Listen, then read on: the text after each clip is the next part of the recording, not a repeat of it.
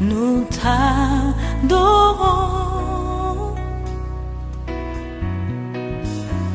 Père, nous t'adorons.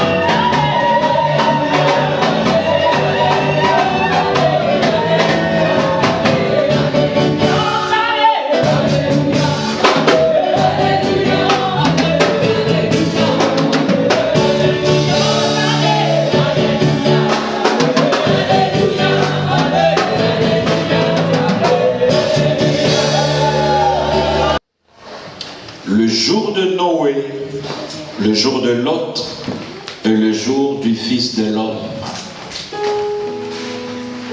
Le jour de Noé, le jour de Lot et le jour du Fils de l'homme. Nous parlerons certainement de la femme de Lot à un moment donné.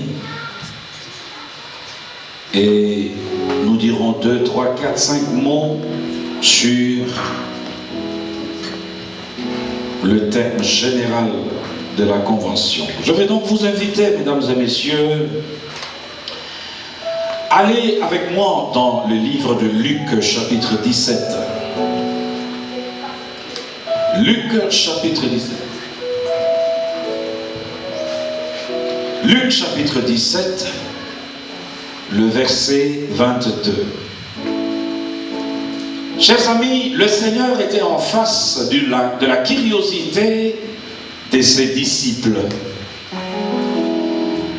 Tout à fait normal, parce qu'il commençait ouvertement à leur dire, à leur parler de son départ imminent au séjour des gloires. Et la curiosité de ces apôtres les avait conduits à poser un certain nombre de questions au Seigneur concernant son avènement. Et au chapitre 17, le verset 22, le Seigneur va ouvrir sa bouche. Il dit aux disciples, « De jours viendront où vous désirerez voir l'un des jours du Fils de l'homme, et vous ne le verrez point. On vous dira, il est là, il est ici, n'y allez pas. » Jésus-Christ fait allusion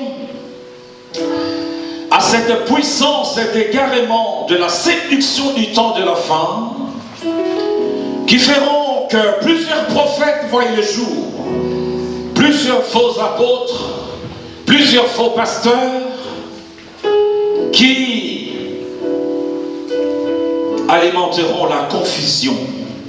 Il dit, on vous dira, il est ici, il est là-bas, n'y allez pas, ne courez pas après, car comme l'éclair resplendit et brille d'une extrémité du ciel à l'autre, ainsi sera le Fils de l'homme en son jour.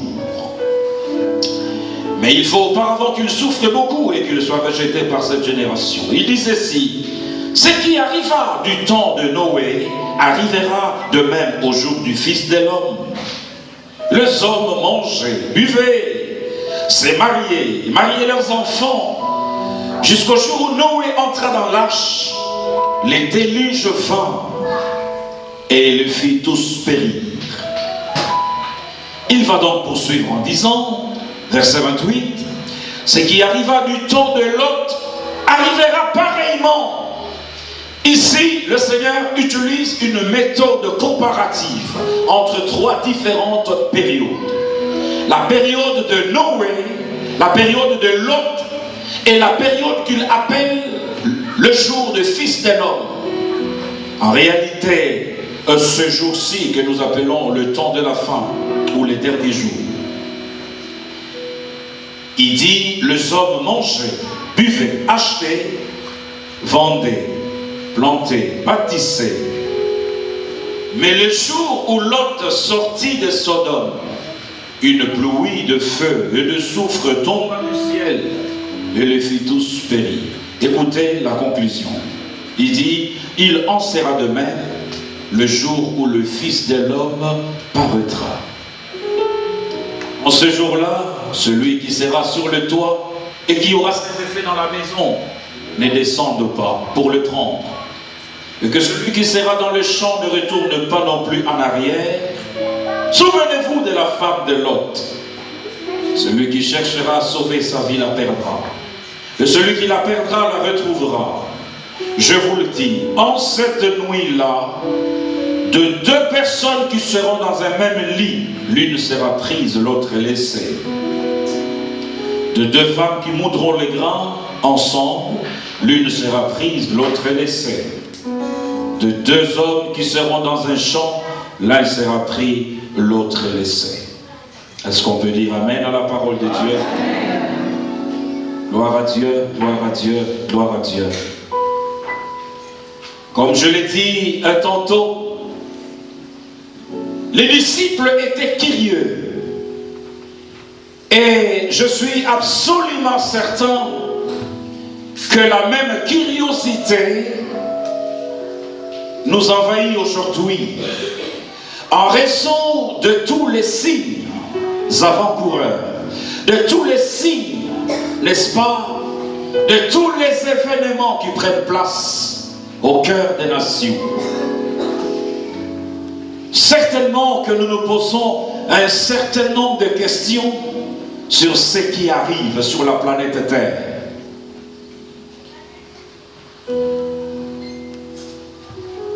Le climat se réchauffe davantage et davantage. Des cataclysmes prennent place au cœur des nations. Des tsunamis qu'on n'avait jamais vus. Il y a lieu de se poser la question, où allons-nous? Où va le monde? Eh bien, le Seigneur ici nous parle de ce temps de la fin. Le temps où on le verra paraître.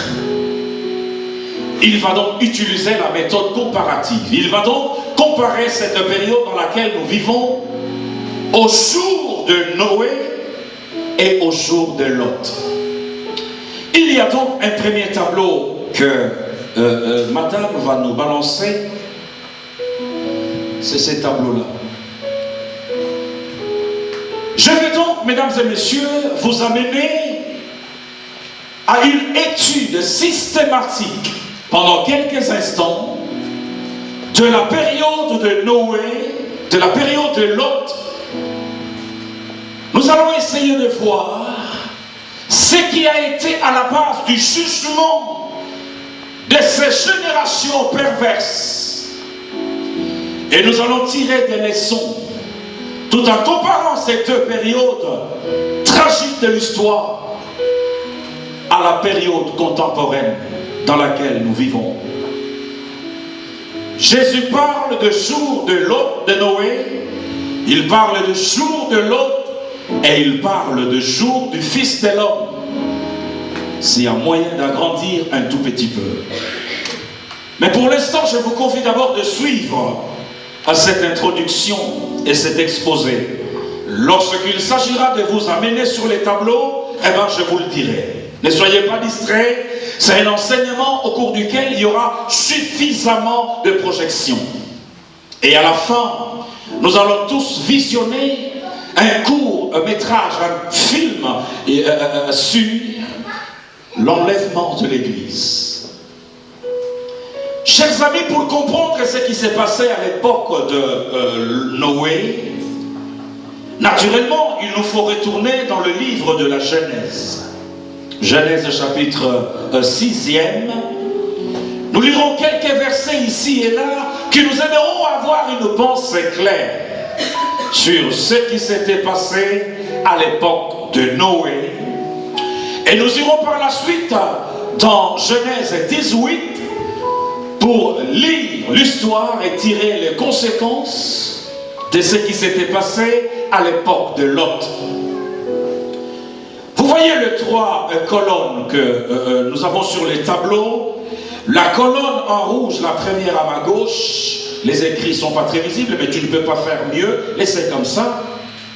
Vous avez là le jour de Noé. En jaune, vous avez là le jour de Lot, et en blanc, vous avez là le jour du Fils de l'homme. Mais retournons dans les textes, mesdames et messieurs. Je vous convie de ne pas céder à une moindre distraction. Ne regardez pas les tableaux d'abord, écoutez la parole. Genèse chapitre 6, le verset 1er. Lorsque les hommes eurent commencé à se multiplier sur la face de la terre, et que des fils leur furent nés, le Fils de Dieu vit que le fille des hommes était belle, et il en prit pour femme parmi toutes celles qu'il choisit.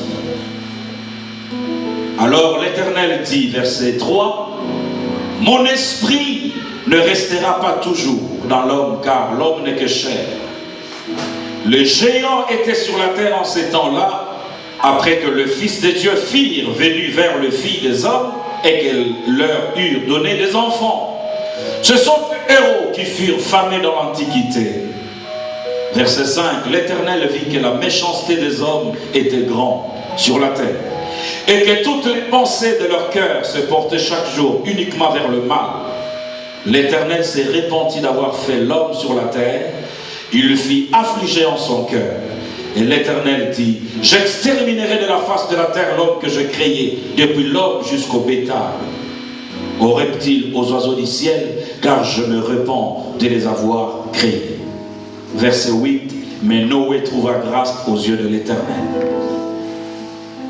Je prie ce soir que tu trouves grâce aux yeux de l'Éternel.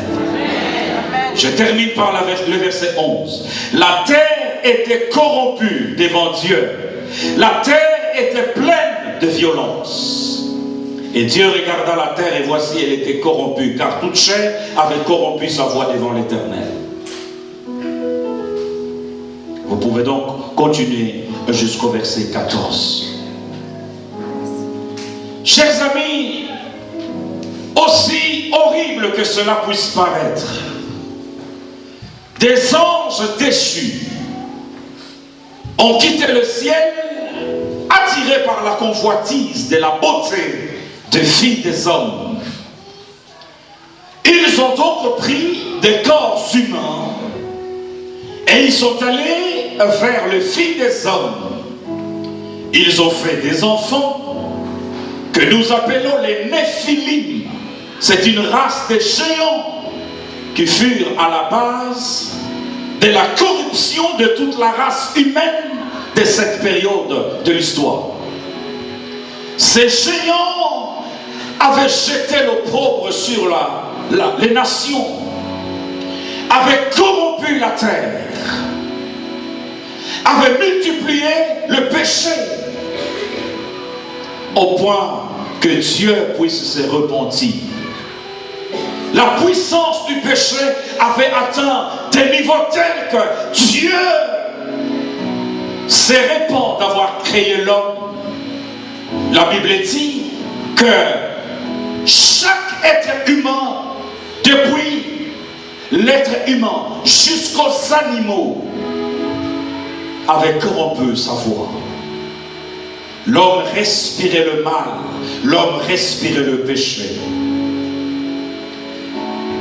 Chers amis, lorsque la Bible nous parle, les expressions que la Bible utilise pendant cette période, eh bien, vous allez constater que ce sont quasiment les mêmes expressions décrivant le mal, décrivant la montée en puissance du péché. Vous allez constater que c'est quasiment les mêmes expressions utilisées pendant la période de Lot, quasiment les mêmes expressions utilisées au jour du Fils de l'homme. La Bible nous dit que toute la terre était remplie de la violence.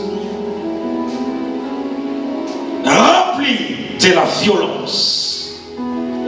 Et lorsque vous allez lire certains commentateurs juifs, ils vous diront que le terme corrompu, la terminologie corrompue, a trait à un dérèglement sexuel. C'est-à-dire que déjà à ce moment-là, à cette époque-là, l'homosexualité fit son apparition. Et il y a des commentateurs juifs qui vont même très loin.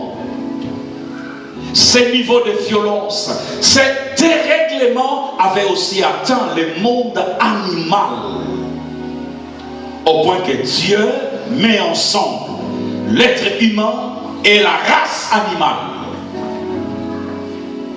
Sinon, pourquoi Dieu aurait-il pris la même décision, la même sentence pour les hommes est pour les animaux.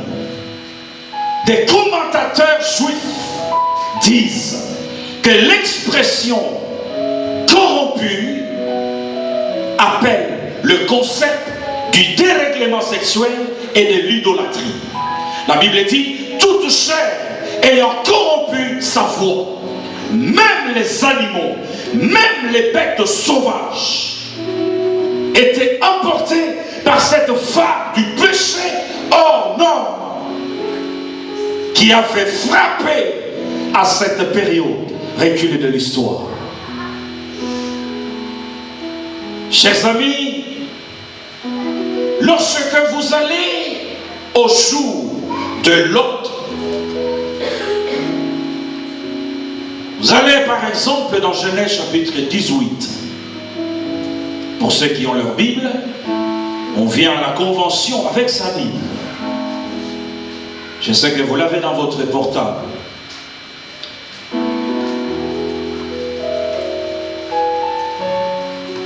Genèse chapitre 18. Genèse chapitre 19. De raison de temps, nous pouvons lire le chapitre 19. Les deux anges arrivèrent à Sodome sur le soir.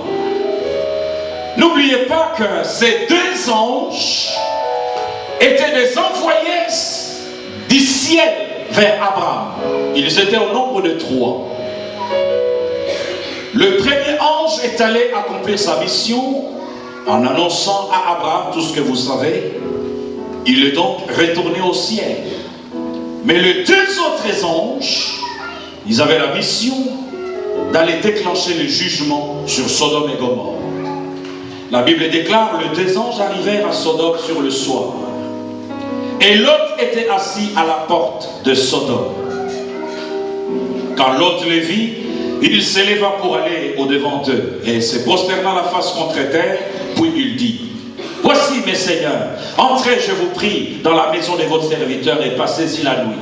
Lavez-vous les pieds, vous vous lèverez de bon matin et vous poursuivrez votre route. » « Non, répondit-il, nous passerons la nuit dans la rue. » Mais l'autre le pressa tellement qu'ils vinrent chez lui et entrèrent dans sa maison.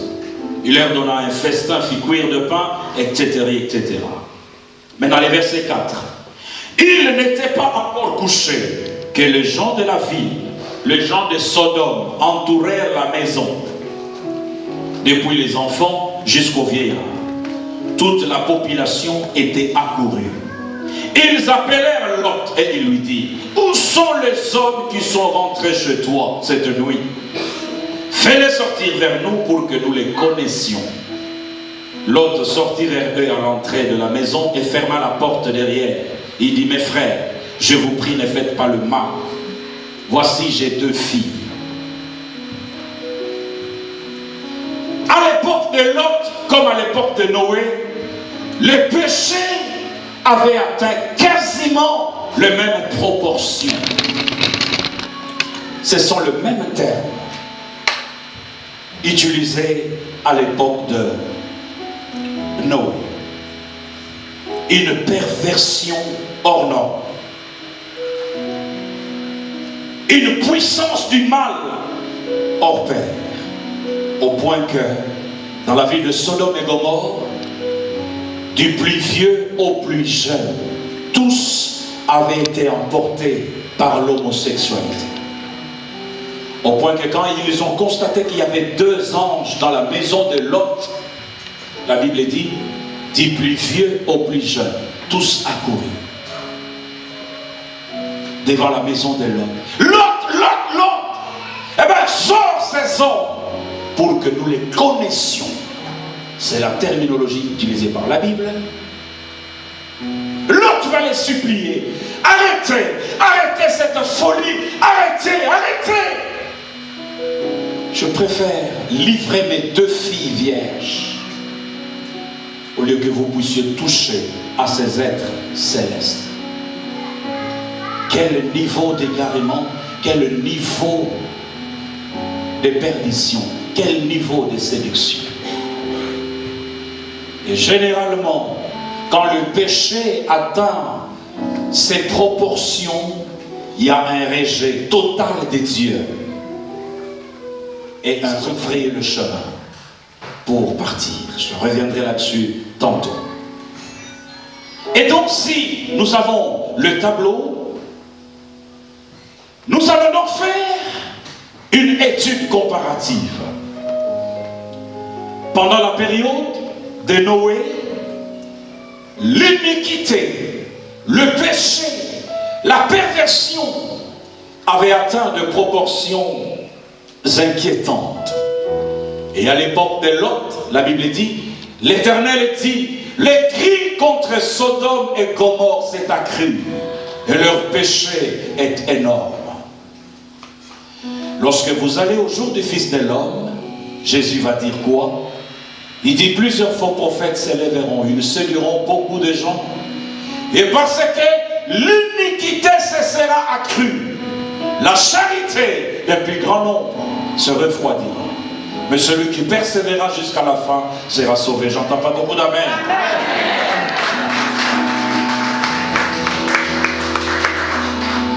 Les mêmes expressions.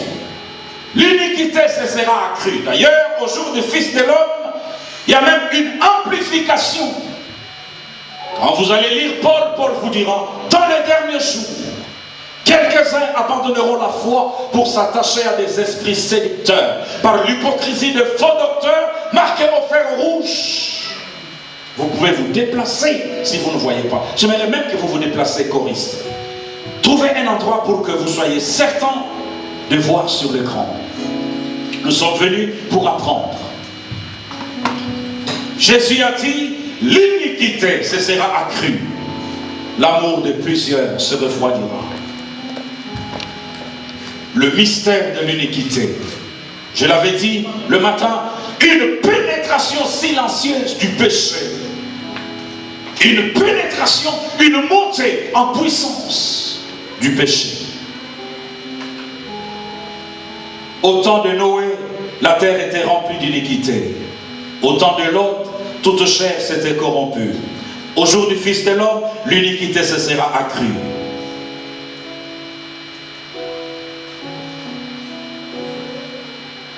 J'ai compris ceci, suivez-moi très bien. Que dans chaque génération, dans chaque nation, il y a un instrument que Dieu place, un peu comme le bison futé en France pour mesurer les décrets de la pollution. Dieu place ces mécanismes, il en a placé en Égypte, il en a placé au jour de Noé, il en a placé au jour de Lot, et il en a placé au jour du Fils de l'homme. Dès que ces dispositifs commencent à clignoter, Dieu se rend à l'évidence que l'homme a franchi le seuil. L'homme a franchi la ligne rouge. Et pour Dieu, franchir la ligne rouge, c'est lorsque l'humanité accède à l'homosexualité.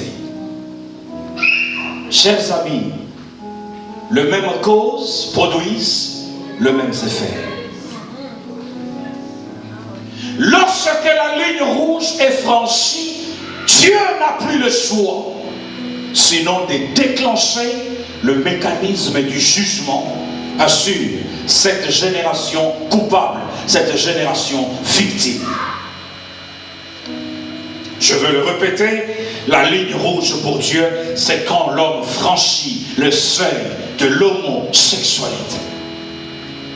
Le ciel est horrifié, les anges sont terrifiés et ne peuvent plus regarder la terre, ne peuvent plus regarder la race humaine et s'apprêtent à libérer le jugement de Dieu sur l'humanité.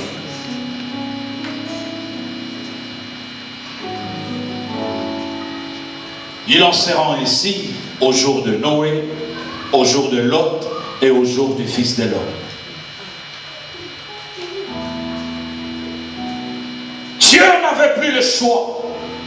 Mais attention, avant que Dieu ne prenne soin délibérer le jugement sur la nation coupable ou les nations coupables, il prend le soin d'avertir. Je n'entends pas beaucoup d'amen. Non seulement qu'il prend le soin d'avertir, mais également il se donne les devoirs de sortir les justes du carnage, de la destruction et du jugement. Il va donc dire à l'autre, à Noé, Noé, prépare l'arche, car je me suis décidé de déclencher le jugement. Dieu, il est amour, mais Dieu, il est aussi le juste juge. Amen. Amen. Noé a crié, Dieu, il est amour. Il prend le soin d'avertir l'humanité, d'avertir qui veut l'entendre. Noé passait dans les rues. Attention, le péché a atteint des proportions telles que le jugement de Dieu va s'abattre. Les gens mangeaient, buvaient, mariaient, se mariaient leurs enfants. À Genève, à Lausanne, à Yverdon. Donnez-moi les autres noms à Fribourg, à Neuchâtel, à Berne, à Bienne, Zurich. Les gens sautaient comme si de rien n'était.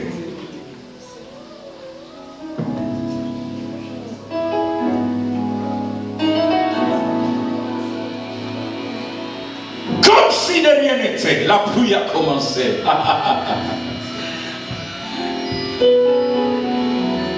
Mais Dieu a pris le soin d'épargner le juste. D'épargner Noé et sa famille. Le jugement s'est abattu sur le monde de Noé.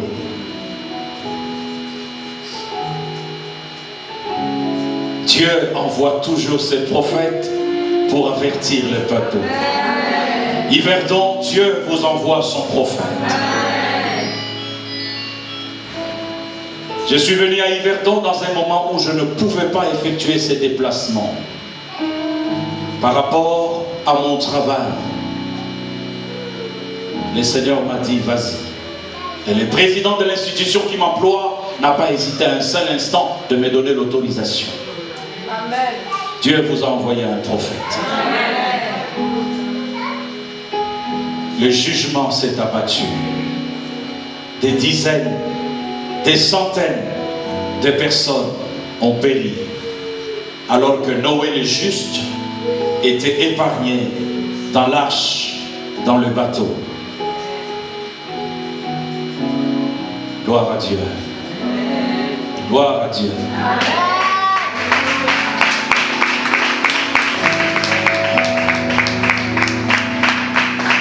Regardez-moi pendant quelques instants. La Bible dit, sur base de 2 ou de 3 témoins, l'affaire est conclue comme étant véridique. L'affaire est conclue comme étant vraie. D'où viennent ces principes? Ces principes tirent son origine, regardez-moi, de l'Ancien Testament. Vous savez que dans l'Ancien Testament, il n'y avait pas janvier, février, mars, avril et consorts.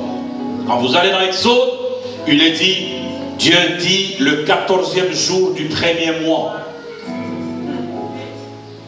Le premier jour du premier mois. Les Juifs, quand ils sont arrivés à Babylone, c'est là où ils ont commencé à nommer le mois. Le mois de Elul, le mois de Sivan. Ils ont nommé le mois quand ils étaient à Babylone. Et comment savait-il qu'un mois se termine et un autre commence? Il le savait à partir de la lune. Quand c'était la nouvelle lune, eh ben, il savait que c'est un mois qui commence. Et comment savait-il que c'est la nouvelle lune? Il y avait 3 juifs, membres du Sanhédrin, qui sortaient le matin et qui scrutaient le ciel pour rechercher le croissant. Voyez-vous, quand c'est la nouvelle ligne, la lune prend la forme d'un croissant. Ils étaient au nombre de 3. Et quand ils allaient, ils scrutaient le ciel. La première fois, la deuxième fois, ils y allaient séparément. Et ils venaient faire le rapport au Sanhédrin. Et le Sanhédrin, sur base de 2 ou de 3 témoignages, pouvait conclure que c'était réellement la nouvelle lune. Nous avons le premier témoignage de l'époque de Noé. Nous avons le deuxième témoignage de l'époque de Lot. Frère, l'humanité d'à présent n'échappera pas. Je vais vous en faire la démonstration. Mais notez ceci, que la principale cause du jugement qui s'est abattu sur le monde de Noé, c'était la montée en puissance du péché, mais également lorsque la ligne rouge fut franchie, la ligne de l'homosexualité. Dieu a déclenché le jugement, mais il a soutiré le juste. Il a retiré le juste avant le jugement. À l'époque de Lot, Abraham va même plaider la cause. Il dit, Père, je sais que tu es juste. Et s'il y a 50 justes à Sodome, Dieu dit, s'il y a 50 justes, j'épargnerai Sodome. Et s'il y a 20, Dieu dit, s'il y a 20, j'épargnerai Sodome. Abraham va se limiter à 10. Il dit, s'il y a 10, Dieu dit, s'il y a 10, j'épargnerai Sodome. Mais il n'y avait pas 10 justes à Sodome. Il y avait moins de 5 justes à Sodome. Lot, sa femme, ses filles.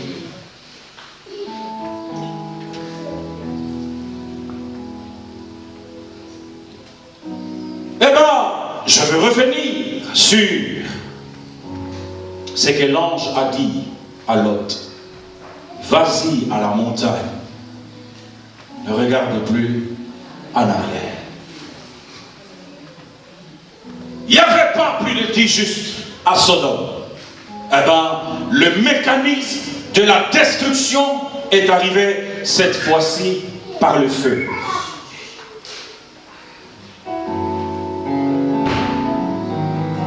Cette fois-ci par le feu. Une pluie de feu s'est abattue sur Sodome et Gomorrhe. Mais Dieu a pris le même soin qu'il a pris au jour de Noé, c'est-à-dire quoi? Il a sorti les justes. Il a fait quoi? Il a sorti les justes. Il a épargné le juste.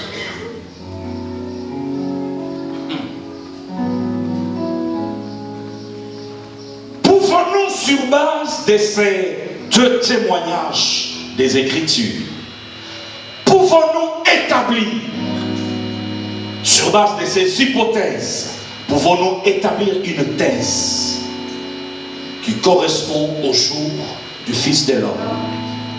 Je vais vous en faire la démonstration. Mesdames et messieurs, demain à Genève, je parlerai du mystère de l'iniquité, je parlerai de la prostituée, je parlerai des Babylone la Grande. Il y aura des vérités qui vont vous couper le souffle demain. Je parlerai de l'élection de Donald Trump, je parlerai de l'élection de Macron. Ce qui s'était passé le jour où il a prononcé le discours devant le musée du Louvre. Pendant que vous dormez, vous vous réveillez, les choses se passent, la prophétie s'accomplit, jour après jour. Nous sommes si distraits, Église.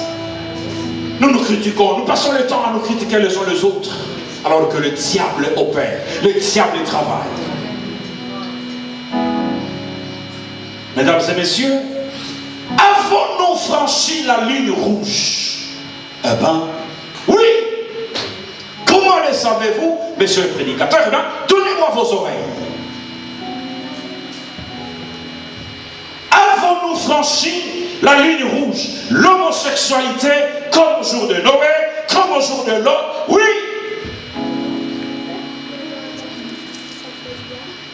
« 2001, le Pays-Bas va légiférer le mariage homosexuel. 2003, la Belgique. 2005, l'Espagne. Et tout commence en Europe. 2008, c'est la Norvège. 2009, c'est la Suède.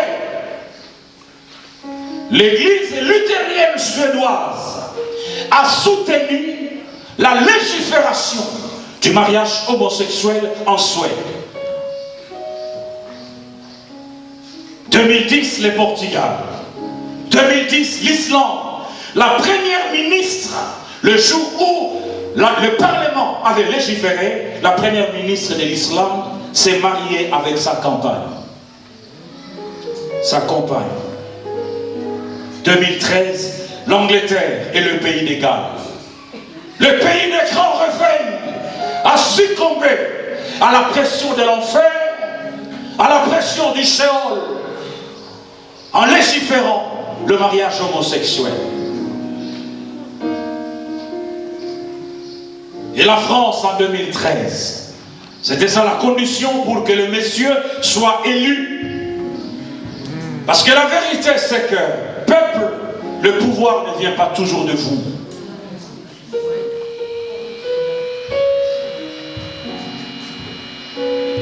Le monsieur qui est en France a obtenu 66,06%. Demain j'en parlerai.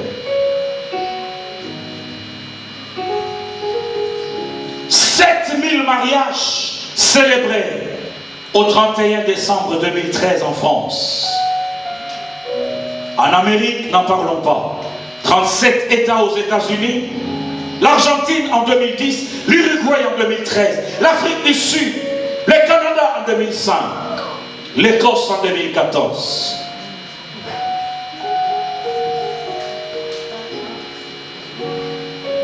Mais pasteur, ce qui va vous faire pleurer, c'est quoi? Non seulement qu'au niveau des nations, les lampes sont en train d'être éteintes. L'obscurité couvre les nations. Mais la stratégie de l'enfer consiste également à entraîner l'église traditionnelle et à affecter les églises évangéliques et les églises de réveil. Comment? L'église protestante de la France, le 17 mai 2015, 500 pasteurs, répétez après moi, 500 pasteurs, réunis en conclave en France, décident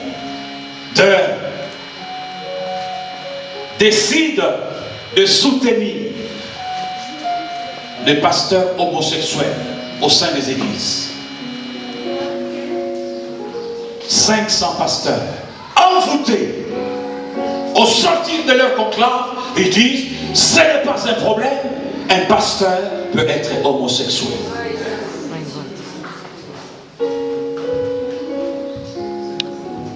La même année en Belgique, la fédération protestante belge, à l'issue d'un conclave, lève le voile. Les pasteurs homosexuels peuvent bénir les mariages.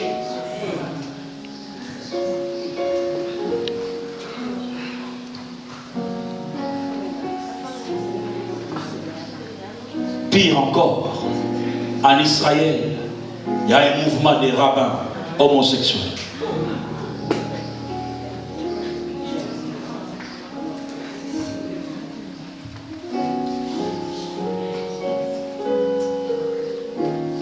Avons-nous franchi la ligne rouge? Oui. Les mêmes causes produisent le même effet. Nous n'échapperons pas au jugement de Dieu. Mais qu'est-ce que Dieu va faire? Dieu va épargner le juste. Je n'entends pas beaucoup d'amen. Je disais, Dieu va épargner qui? Qui est juste? C'est celui qui a Jésus-Christ. C'est celui-là qui est justifié. C'est celui-là qui est marché.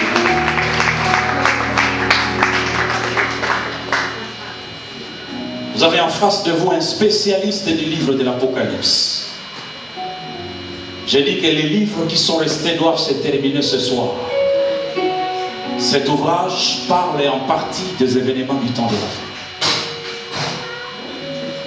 250 pages préparées pour vous, frères, allez lire. s'est fait entendre dans le ciel. Au point que, aujourd'hui, j'ai vécu en France, jamais à notre période, j'ai entendu des vieillards mourir à cause de la chaleur. Des pics de chaleur jamais atteints depuis des siècles. Des pics de froid jamais atteints depuis des siècles. Le décor du jugement est planté. Mais si le Seigneur peut le retarder encore un peu, c'est pour que la dernière personne qui doit rentrer dans l'arche rentre. Comment Dieu va-t-il le faire? Jean chapitre 14, le verset 1er. Alors que le Seigneur était en train de préparer ses disciples en leur disant « Je veux m'en aller bientôt ». La tristesse a rempli le cœur des uns et des autres. Le Seigneur Jésus reprenant la parole, Jean chapitre 14, le verset 1er, le Seigneur Jésus reprenant la parole leur dit que vos cœurs ne se troublent point. Croyez en Dieu et croyez en moi. Je m'en vais vous préparer une place, et lorsque je m'en serai allé et que je vous aurai préparé une place, je reviendrai vers vous, je vous prendrai, afin que là où je suis, vous y soyez aussi. Avec le regard des dieux, le Seigneur savait que ce monde était voué à la destruction. Ce monde était voué au chaos. Et le Seigneur a dit, je m'en vais vous préparer une place. Je reviendrai et je vous prendrai avec moi, afin que là où je suis, vous y soyez aussi. C'est cela la doctrine de l'enlèvement de l'Église. Quelqu'un dit après moi, l'enlèvement de l'Église. Paul va donc nous parler de cette doctrine avec détail dans 1 Thessaloniciens chapitre 4. Verset 13, il dit, nous ne voulons pas que vous soyez dans l'ignorance au sujet de ceux qui dorment, au sujet de ceux qui sont morts. Car à un signal donné à la voix d'un archange, les morts en Christ ressusciteront premièrement, et nous qui serons restés pour l'avènement du Seigneur, nous ne dévancerons pas ceux qui sont morts. Au son de la trompette de Dieu et à la voix de l'archange, nous serons tous enlevés à la rencontre du Seigneur dans les airs. Et nous resterons toujours avec lui. Chers amis, je vais retourner à Lot et à la femme de Lot tout à l'heure. Si à l'époque de Lot, le Seigneur, par la bouche des anges, avait dit « Allez vers la montagne de Tchoar. Allez vers la montagne de Tchoar. Réfugiez-vous là-bas, sur la montagne, car le jugement va s'abattre sur Sodome. » Le Seigneur savait qu'il n'y avait aucun endroit sur la planète Terre où il pouvait épargner son peuple, où il pouvait placer son peuple. Il n'y a aucun endroit sur la planète Terre qui est safe, qui est en sécurité, qui est à l'abri du terrorisme, qui est à l'abri du réchauffement climatique. C'est pourquoi lui a préféré nous évacuer vers une autre planète. Il a préféré nous préparer de place sur une autre planète. Je m'en vais vous préparer une place. Et je reviendrai. Quand les choses vont s'égater, seront sur le point de s'égater. Quand le jugement de Dieu sera sur le point d'être exécuté, je viendrai. Je vous prendrai avec moi. Afin que là où je suis, vous y soyez aussi. La vraie sécurité, c'est là où il est.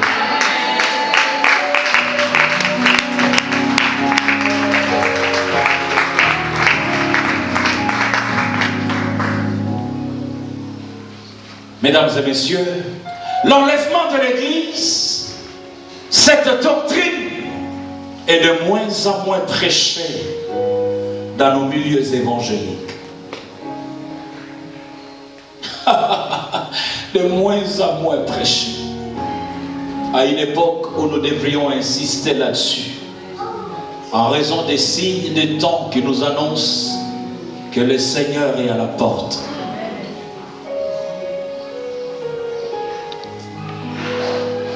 Il a dit, De deux qui seront au lit, l'un sera pris, l'autre est laissé. De deux qui moudront les grains en ce jour-là, l'un sera pris, l'autre est laissé. La doctrine de l'enlèvement de l'Église. Nous serons tous transformés au son de la trompette. Nous revêtirons le corps céleste et nous irons à la rencontre du Seigneur dans les airs. Ma soeur, tu peux tout rater au monde, sauf l'enlèvement de l'Église. La période qui viendra après l'enlèvement. Avez-vous lu mon livre 666? Ça n'a plus.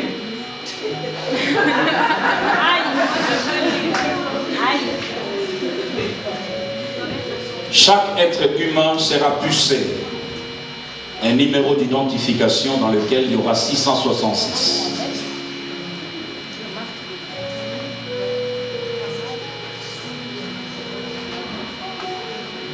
Vas-y à la montagne de Tchoa. La femme de Lot, elle est lourde. Lourde.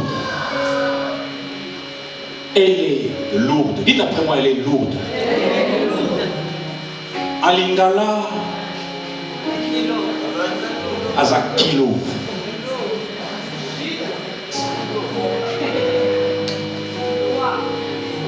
C'est-à-dire une femme distraite, déconnectée de réalité spirituelle, déconnectée du maintenant de l'esprit. Elle ne sait pas ce qui se passe dans le spirituel. Elle est distraite, elle est absorbée par son travail, totalement absorbée par ce qu'elle fait. Aller à l'église, on doit la pousser. Elle n'a aucun discernement, aucune vie de prière, susceptible de lui donner les discernements et l'éveil spirituel nécessaire. La femme de Lot, elle est tout le temps dans les réseaux sociaux. Elle est tout le temps sur WhatsApp, elle est tout le temps sur Facebook. Nous tous, nous sommes sur Facebook, mais nous avons l'équilibre. Nous savons que nous ne pouvons pas permettre à Facebook d'occuper toute la place. Amen. Le trône de notre cœur doit être occupé par Dieu. Amen. Elle est totalement aveuglée. Elle est lourde. Elle ne sait pas lire les signes des temps. Elle est aveuglée. Elle vit au jour le jour, sans Dieu. Elle est bloquée par son passé. Elle ne sait pas avancer. L'ange lui dit, va à la montagne de Tchoa. Elle regarde derrière. Elle voit les matériels. Non, la beauté de ma maison. Celui qui s'attache à ce monde sera détruit avec ce monde. Affectionnez-vous aux choses d'en haut, mesdames et messieurs. Que servira-t-il à un homme de perdre, de gagner tout le monde et de perdre son éternité? Vous n'avez rien à échanger contre l'éternité. Aujourd'hui, je vois des jeunes pasteurs s'égarer, aller chercher l'argent, aller chercher la magie pour le miracle. Des jeunes serviteurs, des jeunes musiciens s'égarer. Que servira-t-il à un homme de gagner tout le monde et de perdre son éternité? Je bénis le Seigneur pour ma constance sur le plan doctrinal depuis plus de 25 ans. Je bénis le Seigneur pour ça. Au plan de la doctrine. Des jeunes serviteurs qui cherchent la foule et font allégeance à Lucifer et aux forces du mal. Vous les avez acclamés ici en Europe. Aujourd'hui, tous sont en train de mourir comme des fourmis. Je n'ai pas l'habitude de citer le nom. Je vis à Kinshasa. Je sais qui est qui à Kinshasa. Qui est resté debout et qui a fait défection par rapport à la doctrine. Faites attention à ce que vous recevez ici. Ils viennent vous flouer ici parce que vous ne le connaissez pas. Nous, nous savons qui est qui à Kinshasa. Qui est dans la magie, qui est resté dans la doctrine, qui s'est égaré, qui est resté dans la doctrine. Et même quand vous venez en vacances à Kinshasa, non, venez chez nous, hein. Il y a des grenouilles qui sortent. La Bible dit ceci. Ils le feront de grands miracles au point de séduire même les élus. La marge de manœuvre est très réduite. La femme de Lot, on doit la tirer, on doit la forcer. Les dimanches matins, elle n'est pas fatiguée tous les autres jours, seulement les dimanches matins. On doit lui envoyer un SMS pour qu'elle vienne à l'église.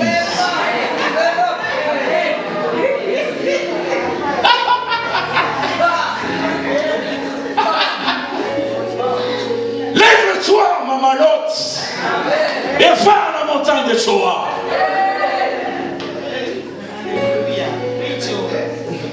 Que ces liens soient brisés, que ces liens te libèrent.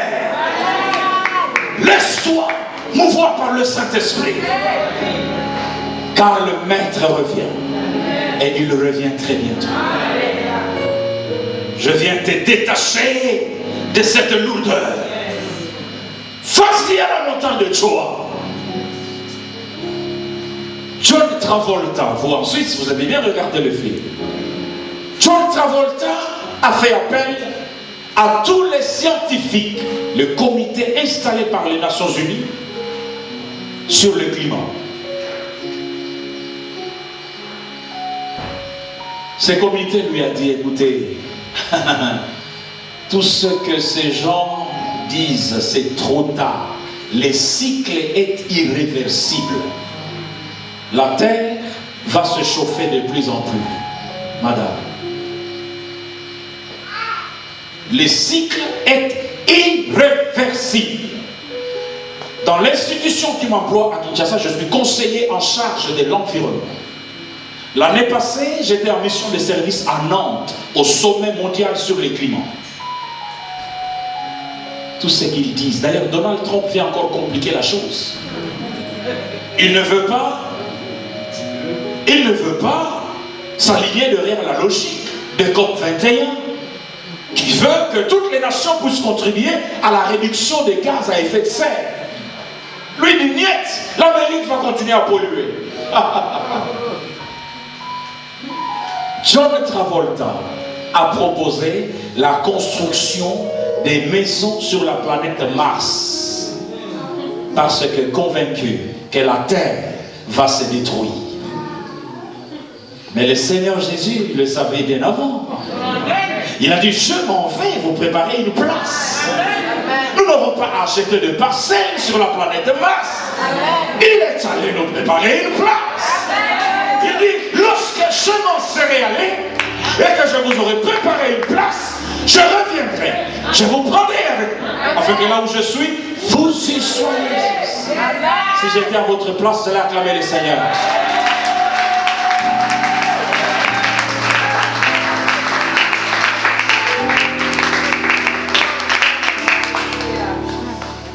Gloire à Dieu, gloire à Dieu, gloire à Dieu. Maman Lot, réveille-toi du sommeil spirituel. Le sommeil spirituel est tel que tu risques de ne pas entendre le son de la trompette. Maman, lève-toi. Lève-toi. Entre dans la vie de l'adoration. Entre dans la vie de la prière.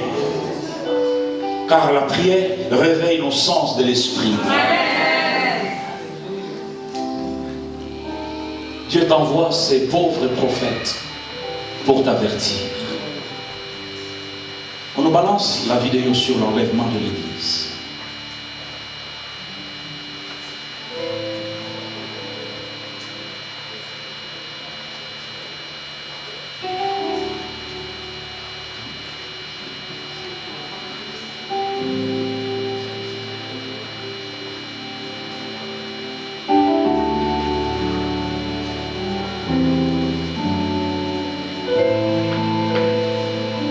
Seigneur, aide-nous Seigneur, aide-nous Seigneur.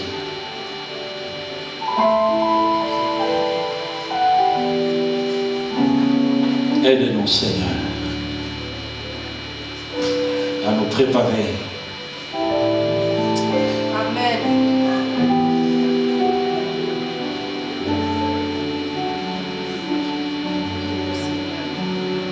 Aide-nous, Seigneur. C'est vraiment pas la vidéo que j'avais envoyée, mais bon, on va suivre ce qui va se passer. Voilà, merci madame. Très bien. Agrandis l'image. Agrandis l'image. Clique là. Voilà, voilà, très bien. Très bien. Regardez comment les choses vont se passer.